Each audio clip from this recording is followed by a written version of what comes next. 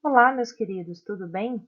Vamos dar início a mais uma aula dentro da teoria macroeconômica básica. Hoje nós vamos trabalhar os conceitos de inflação, mercado de trabalho e desenvolvimento econômico. Vamos lá? Então, vamos dar início ao primeiro tópico, inflação. E o que é inflação? Então, a inflação, meus queridos, nada mais é que o aumento generalizado e contínuo do nível dos preços. A contrapartida, gente, da inflação é a perda de poder aquisitivo da moeda, ou seja, é a desvalorização econômica da moeda. O que isso significa? Imagine que eu vou no supermercado lá em janeiro, com R$ 100 eu compro 10 produtos, né? A partir do momento que eu estou tendo um processo aí de inflação, os preços estão aumentando de forma generalizada, né? E depois em abril eu vou ao supermercado, em vez de eu comprar 10 produtos, eu vou conseguir comprar só 5. Então, com a inflação, eu perdi o meu poder aquisitivo, ok?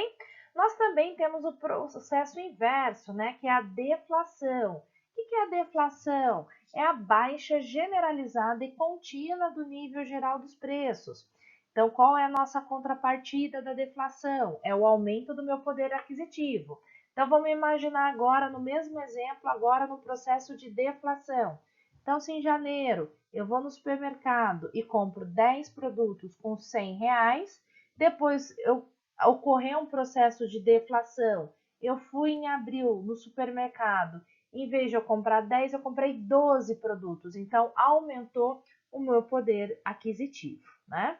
Dentro aí dos conceitos de inflação, nós temos também o conceito de aceleração inflacionária. É quando eu tenho, então, a elevação da taxa da inflação. Então, quando eu tenho ano após ano, aí um aumento das taxas inflacionárias. Diante disso, eu estou tendo aí uma aceleração inflacionária. Já quando eu tenho aumentos muito grandes, ou seja, um aumento de mais de 50% da inflação ao mês, então eu estou tendo um processo de hiperinflação. Isso, meus queridos, aconteceu lá na década de 80, quando nós tínhamos aí um processo inflacionário elevadíssimo, né? Chegou a períodos de nós termos um aumento aí de mais de 100, 200% ao mês de taxa de inflação. Então, nesse processo, na década de 80, nós passamos um período aí de hiperinflação. O gráfico a seguir apresenta a evolução da taxa de inflação entre os períodos de 1996 a 2018. Aqui o IBGE ele utilizou o IPCA, que é o Índice Nacional de Preços ao Consumidor, e é o acumulado, então, dos 12 meses. Então, ao analisar o gráfico, o que nós observamos? Né? Então, aqui no período, né, no ano de 1996, nós tivemos uma inflação de 9,6%. Ao comparar, né, a inflação de 96 com 97, nós observamos então uma queda de 46%. Então, neste processo, nós tivemos uma deflação, né? E essa deflação ela continuou de 97 para 98. E aqui nós tivemos, então, uma queda de 67%. Após, né, em 1999, a gente tem um cenário diferente. Aqui nós temos aqui uma aceleração inflacionária, ou seja, uma hiperinflação, porque a inflação cresceu então, cresceu 104%, ok? Nós tivemos aqui, ainda analisando o gráfico, dois picos. Um primeiro pico em 2002, onde nós tivemos a inflação de 12,5%, e um outro pico, então, em 2015, quando a inflação chegou a 10,7%. Mas ao observarmos essa série histórica, né, na média, então a taxa de inflação brasileira ficou em 6,4%, dentro aí das metas governamentais. Após a análise do gráfico, nós vamos verificar que a inflação ela traz algumas consequências para a minha economia, ou seja, algumas distorções. E essas distorções elas vão estar relacionadas com a distribuição de renda, com o balanço de pagamentos, com as expectativas e com o mercado de capitais. Vamos ver cada uma delas? Ao analisar as distorções causadas pela inflação na distribuição de renda, o que vamos observar que os que mais perdem são os trabalhadores de baixa renda. Por que eles perdem? Porque eles não têm aplicação financeira, eles não geram riqueza, eles não criam riqueza.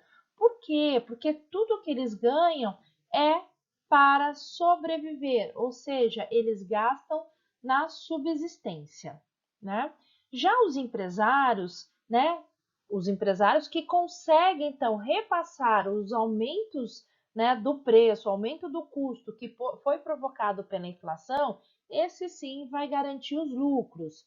E o governo, né, ele vai ganhar com a inflação via correção de impostos e tarifas públicas, né? Então, observem, gente, que neste ponto, quem vai mais sofrer são os trabalhadores, porque os empresários, eles podem repassar isso para o lucro e o governo também fazendo as correções dos impostos e das tarifas públicas.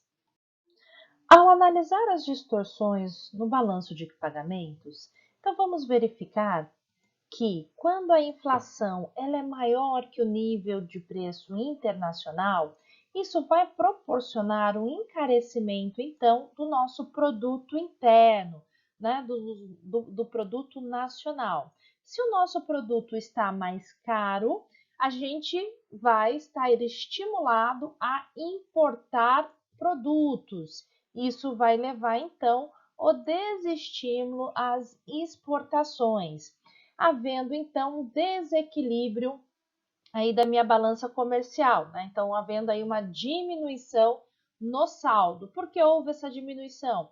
Porque nós vamos ter as importações maiores que as exportações. Então, o dinheiro, né, vai ter uma saída de real maior do que a entrada de moeda internacional. Diante disso, a gente vai observar que se o país, então, diante desse cenário, estiver com déficit cambial, isso vai levar, então, ao quê? Uma desvalorização cambial. Ou seja, a moeda estrangeira vai ficar mais caro. Gente, o dólar alto, o que, que vai acontecer? Um aumento das exportações. É o que nós estamos vivenciando na atual conjuntura, né? Hoje o dólar aí chegando, né, a 5,50, né, mais de 5 reais. Então, as empresas estão estimuladas a ter um aumento, né, das suas vendas externas. Todavia, meus queridos, muitos insumos brasileiros vêm do estrangeiro. Então, nós temos aqui algumas importações que são necessárias. Petróleos, né, peças eletrônicas. E aí, o que, que vai acontecer? Vai tornar esses produtos mais caros.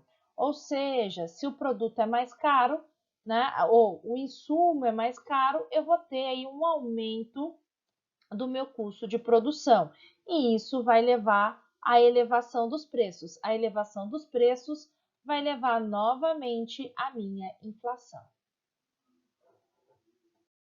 Já as distorções causadas pela inflação na expectativa, e aí a gente vai analisar a expectativa sobre o futuro, né, dentro de um ambiente inflacionário, então nós vamos ver aí dentro do setor empresarial. Então, o setor empresarial, quando ele tem a expectativa de alta inflação no futuro, eles vão ficar mais sensíveis aos investimentos, ou seja, eles vão reduzir os investimentos. E essa redução dos investimentos vai impactar negativamente na produção futura e no nível de emprego, né? Então, comprometendo aí o nível de emprego e podendo ter um aumento, né, da minha taxa de desemprego. Então, né, um ambiente inflacionário, ele não é favorável para o setor empresarial, principalmente na questão de investimentos produtivos, né? Por quê? Porque ele vai desestimular esses investimentos. Gente, já as distorções causadas pela inflação no mercado de ações, o que nós vamos observar que dentro de um processo inflacionário, o valor da moeda, como a gente já viu, vai se deteriorar, ou seja, o valor econômico da minha moeda ele vai reduzir, ou seja, o meu poder aquisitivo ele vai diminuir. Então, o que, que vai acontecer? Vai haver um desestímulo de aplicações no mercado de capitais, né? E o que vai acontecer? Um estímulo em aplicação em ativos mais reais, como terras, imóveis, tá? Então, por isso que lá no período de 1980, muitas famílias compraram terras e imóveis, que foi um período muito favorável para, né, a aquisição desses bens, porque nós tínhamos um processo de hiperinflação e o mercado de capitais brasileiro nesse período não era tão desenvolvido. Diante do que nós acabamos de ver, nós vamos observar que alguns setores eles vão ganhar no curto prazo. Por quê? Porque algumas empresas vão repassar esse aumento dos preços dos insumos, né, esse aumento dos custos para os preços. Então, quem vai arcar com o processo inflacionário vai ser o consumidor. Mas o que, que vai acontecer no longo prazo, gente? No longo prazo, esses ganhos vão ser discutíveis, né? Porque todo o sistema econômico ele vai desarticular. O consumidor ele vai começar a perceber que as empresas estão então repassando isso para o preço dos produtos e vão diminuir então o consumo. Então, no longo prazo, as empresas vão ficar desarticuladas, né, nesse aumento, nesse repasse dos preços. E aí o que, que vai acontecer, né? Para quem que vai sobrar? Isso vai sobrar para os trabalhadores, né? Porque no longo prazo a inflação vai corroer todo o seu salário. E aí o que, que vai acontecer com as empresas? Elas vão vender menos e o governo também vai arrecadar menos. Por isso que um processo inflacionário no longo prazo, ele não é algo benéfico para a minha economia. Por quê? Porque a inflação vai inibir o consumo, vai corroer os salários dos trabalhadores, e isso também vai levar a uma redução dos consumos. As empresas vão estar desestimuladas a fazer investimentos e o governo vai arrecadar menos porque eu tenho menos consumos aí, né, e menos produção. Então, quais são os tipos de inflação? Então, nós vamos observar que são 4 as possíveis causas de inflação. A primeira delas é a inflação de demanda. Então, a inflação de demanda ela ocorre quando eu tenho um excesso de procura por bens e serviços. E aí isso abre um espaço para o aumento dos preços. Então, lembra quando a gente viu a disciplina de microeconomia? Então, quando eu tenho um excesso de demanda, o mercado vai pressionar a elevação dos preços. Então, essa elevação dos preços causa, então, a inflação.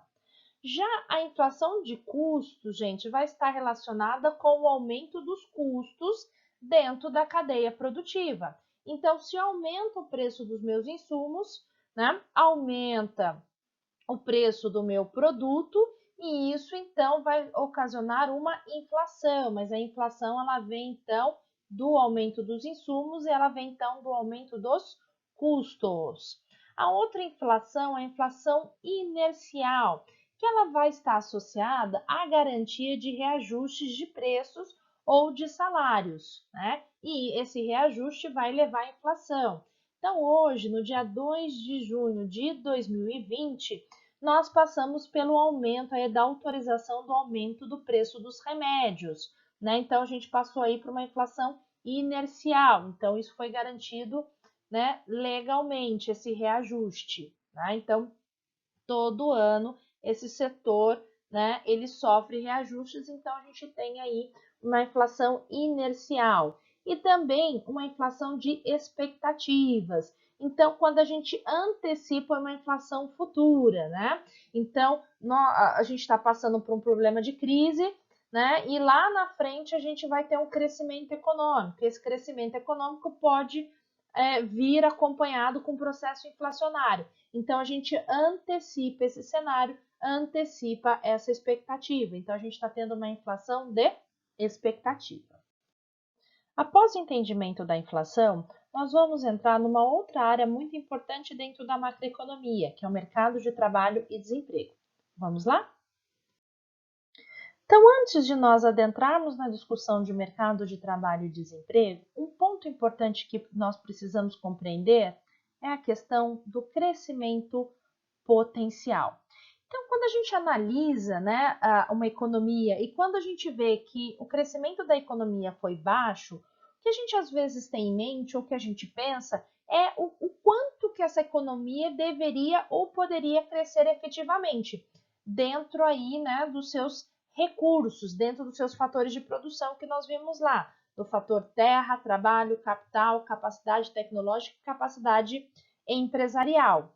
Se eu não estou crescendo, né, conforme a quantidade de fatores de produção que eu tenho, então eu não estou atingindo um crescimento potencial. Eu tenho ainda muito o que crescer, né?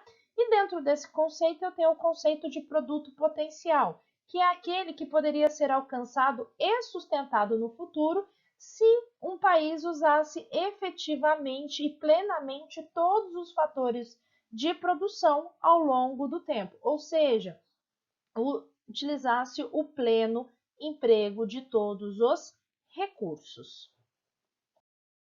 Bom, ainda dentro desse conceito, né, de produto potencial, a gente observa que um grande problema desse conceito é que ele é um conceito teórico e a sua medida não é plenamente objetiva, né? O conceito de PIB potencial, a gente tem que levar em consideração alguns fatores. Então, por exemplo, os aspectos populacionais, né, o aumento ou o crescimento do número da minha população, a questão da evolução da minha produtividade por meio dos ganhos tecnológicos. Então, eu posso aumentar a minha capacidade produtiva por meio da minha capacidade tecnológica, por meio da minha inovação, de pesquisa e desenvolvimento. E também, né, um fator que pode contribuir, né, para o PIB potencial é o crescimento aí do meu estoque de capital, ou seja, da formação bruta de capital fixo.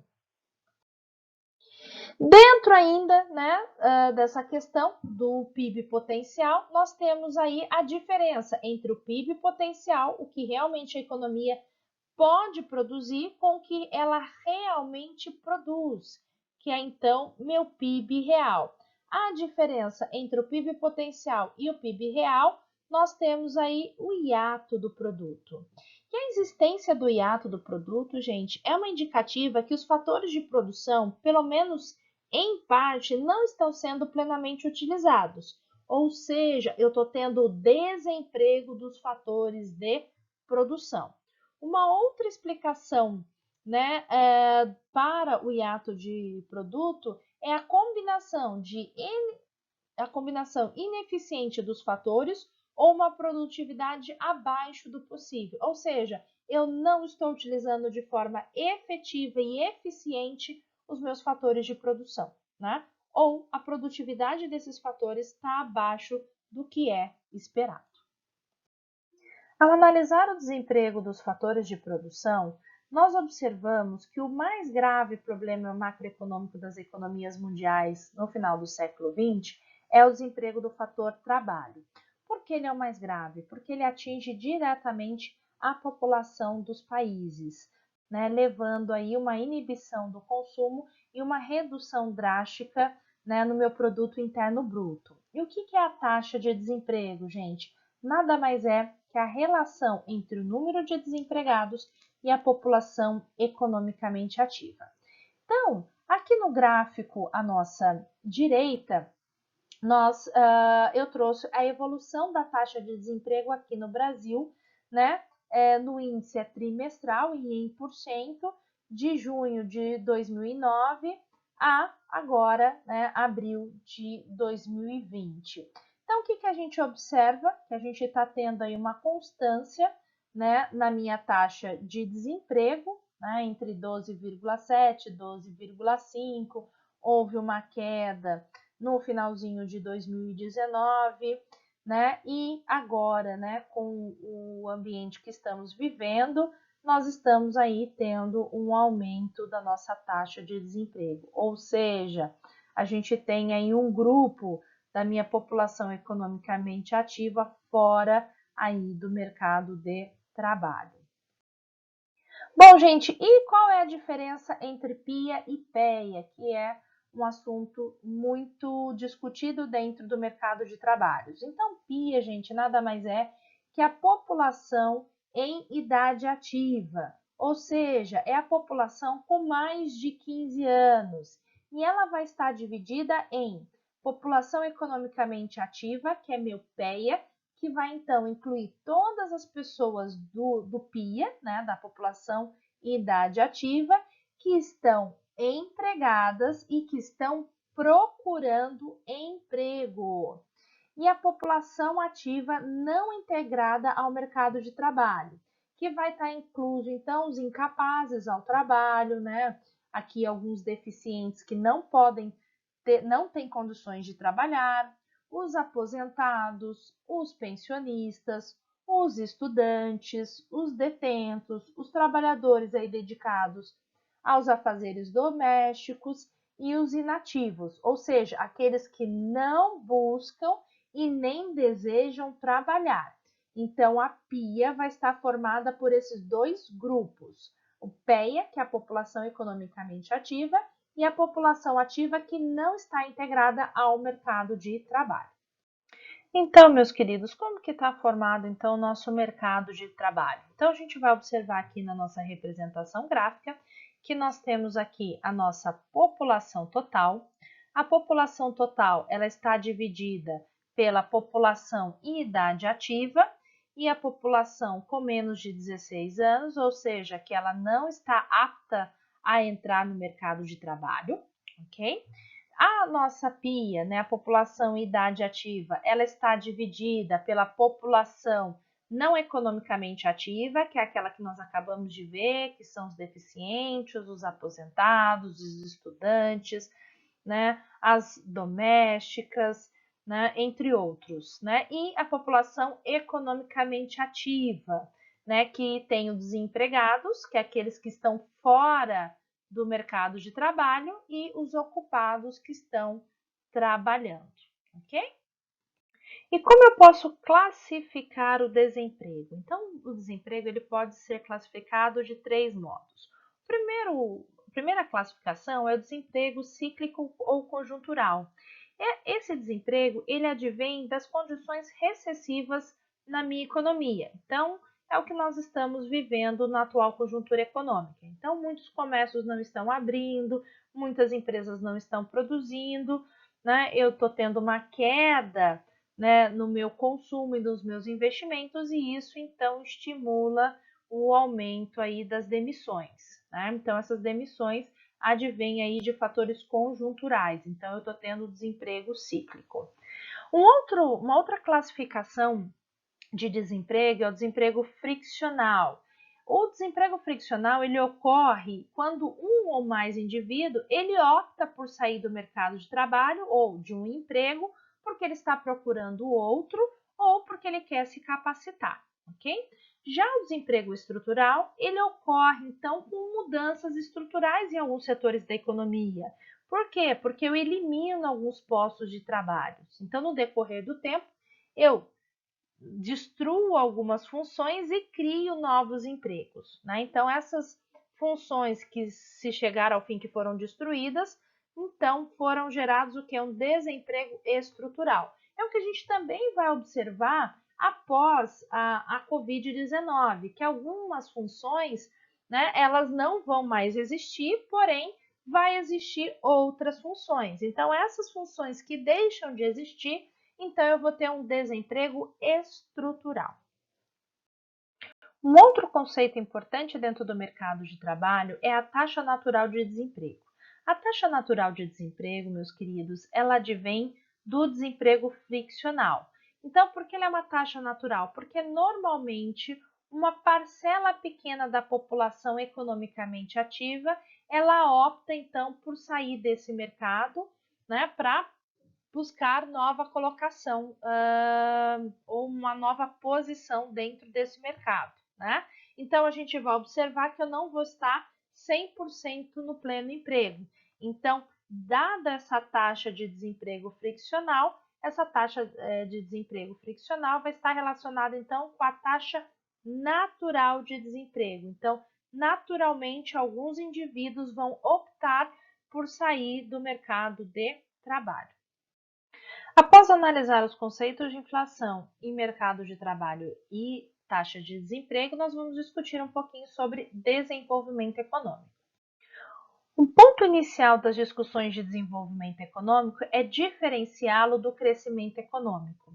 Então, gente, o crescimento econômico nada mais é que a ampliação quantitativa da produção, ou seja, é um aumento quantitativo do meu produto interno bruto.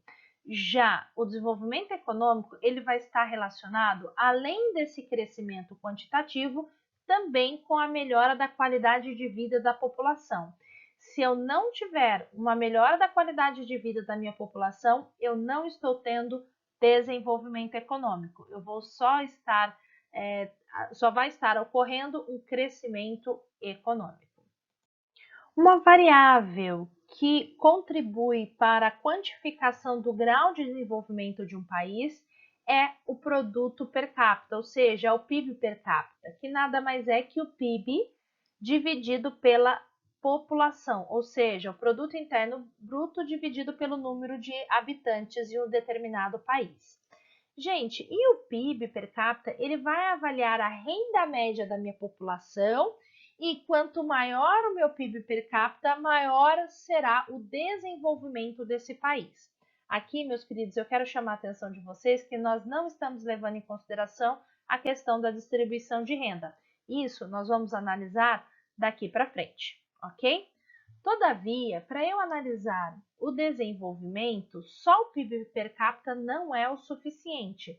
Nós também temos que analisar as questões, como eu acabei de dizer, os aspectos distributivos dessa renda e também alguns indicadores sociais.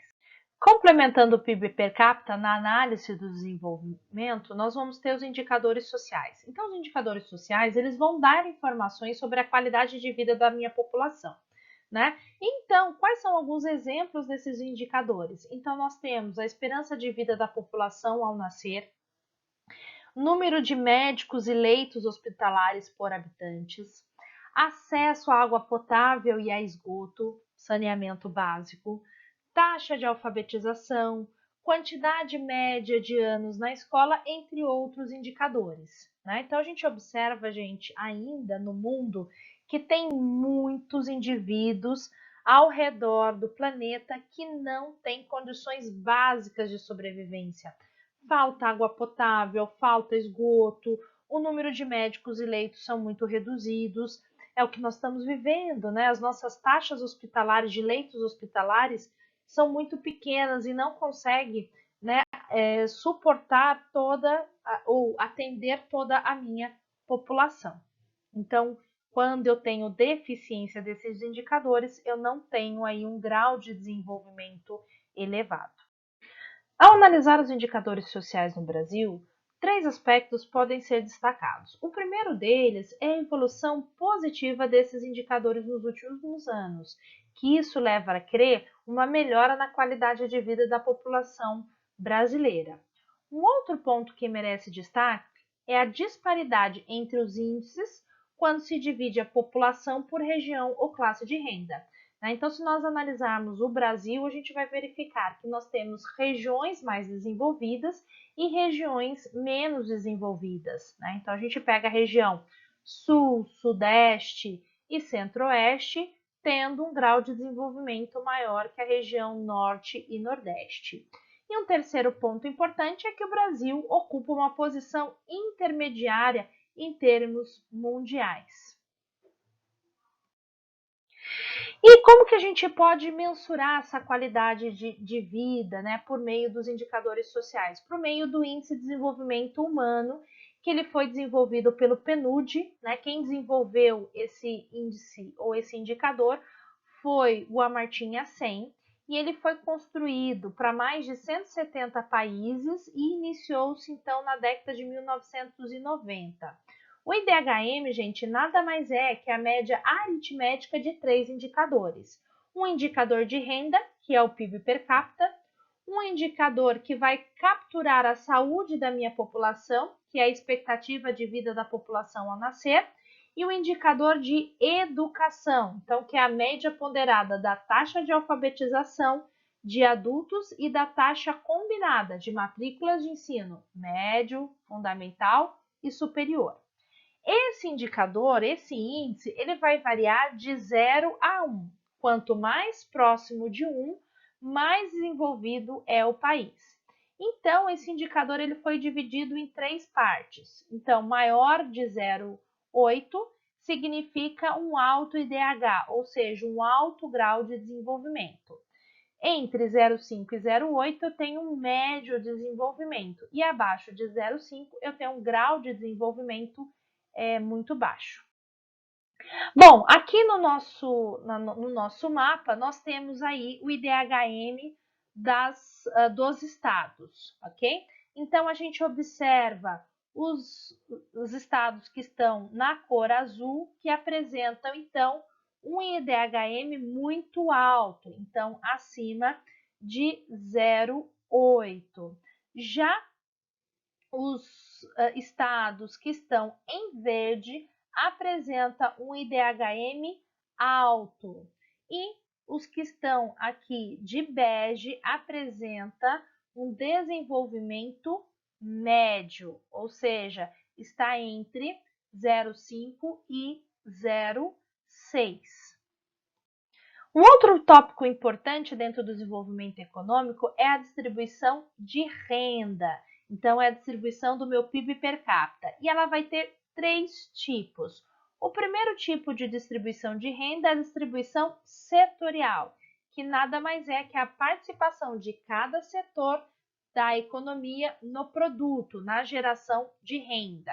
Outro tipo é a divisão regional da renda, ou seja, é a participação de cada uma das regiões na renda global do país. E também nós temos a divisão pessoal da renda, que reflete o grau de concentração de rendimento entre os residentes do país, ou seja, aí onde nós vamos ter a concentração dos mais ricos com os mais pobres. Então, aí uma divisão pessoal. Na divisão regional, que a gente acabou de ver, regiões mais ricas e regiões mais pobres. E a distribuição setorial é setores mais ricos e nós vamos ter também setores mais pobres. Existe uma forma de mensurar a distribuição de renda, que é por meio do coeficiente de Gini, e também podemos representar graficamente pela curva de Lawrence. Então, o coeficiente de Gini nada mais é que uma medida da desigualdade da distribuição de renda. E esse índice vai de 0 a 1, sendo que 0 é completa igualdade, ou seja, uma distribuição perfeita da renda, e quanto mais próximo de 1, completa desigualdade. Já a curva de Lawrence consiste numa representação gráfica que procura ilustrar a desigualdade existente na distribuição de renda. Então, vamos olhar aqui então do nosso lado esquerdo, onde nós temos aqui representado várias curvas de Lawrence. Então, vejam que aqui nós temos uma reta linear. Essa reta linear, ela representa a distribuição perfeita da renda. Então, aqui eu tenho uma distribuição perfeita da renda.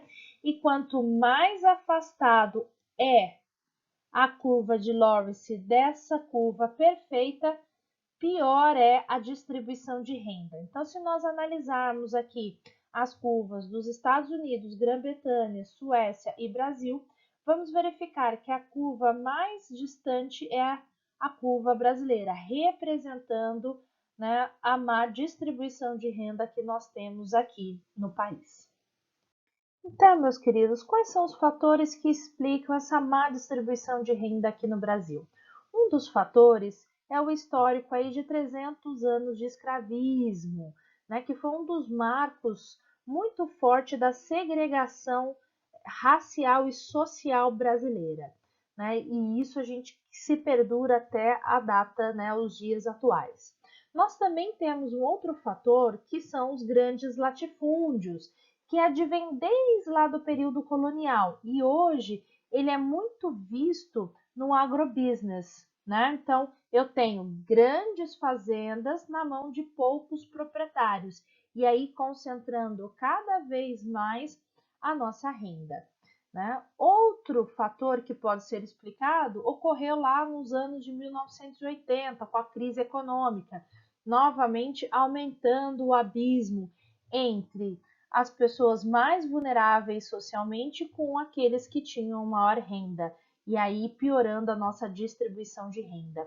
Nesse período surge a teoria do bolo, que foi desenvolvida pelo ministro de Economia, o Delfim Neto. Então, o Delfim Neto ele falou que nesse período o Brasil tinha que crescer, ter um crescimento econômico, né, fazer o bolo crescer para depois dividir aí em fatias igualitárias para a população aí desses ganhos econômicos. Todavia, isso nunca foi feito, né? Então, precisa-se melhorar muito essa questão da distribuição de renda, que ainda a gente tem grandes abismos entre os que são vulneráveis socialmente, ou seja, os que estão abaixo da linha da pobreza, né, e os que ganham muito recurso, né? Então, falando um pouquinho da linha da pobreza, são indivíduos que estão situados abaixo, né, dessa linha, são indivíduos que ganham 1/4 do salário mínimo. Então, lembrando que em 2020 o salário mínimo é de R$ 1.045, então significa famílias vivendo com R$ 261 por mês, né, para sobreviver. Então, as pessoas que ganham isso ou abaixo disso estão na linha da pobreza, ou seja, estão em estado de carência, estão vivendo aí abaixo das condições básicas necessárias para um ser humano sobreviver na sociedade. Bom, meus queridos, e diante disso, a gente pode ter 3 classificações de desenvolvimento, né? Então, levando em consideração aí, para um país desenvolver, além dela criar, né, esse aumento quantitativo, né, do meu PIB, esse aumento quantitativo do meu PIB, eu também tenho que trazer melhorias na qualidade de vida, por meio aí dos indicadores sociais e da distribuição de renda, né? E isso pode ser, o desenvolvimento ele pode ser classificado em 3 tipos. O primeiro é o desenvolvimento equitativo, né? Onde as pessoas devem ter acesso iguais às oportunidades, de modo que possam participar e se beneficiar dos frutos e oportunidades criados desse processo, desse crescimento econômico. Ou seja, num desenvolvimento equitativo, todos somos iguais e nós deveríamos ter uma distribuição de renda igualitária.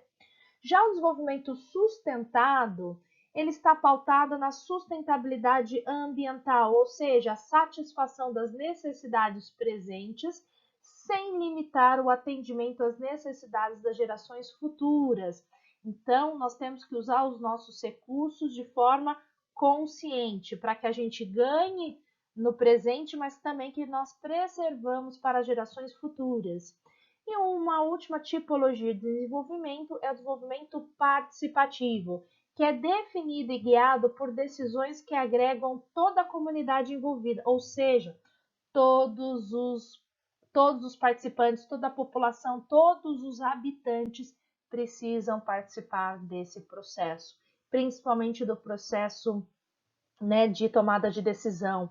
Nós precisamos ser mais ativos nas tomadas de decisões públicas, nós temos que participar das audiências públicas, nós temos que participar com ideias, com ações, para que a gente possa construir uma sociedade, né, que seja boa para todos e que a gente promova, então, uma qualidade de vida igualitária, sustentável e participativa. Assim, meus queridos, a gente chega ao fim de mais uma aula dentro dos conceitos da teoria macroeconômica básica. Espero que vocês tenham aproveitado os conceitos e até a próxima. Tchau, tchau!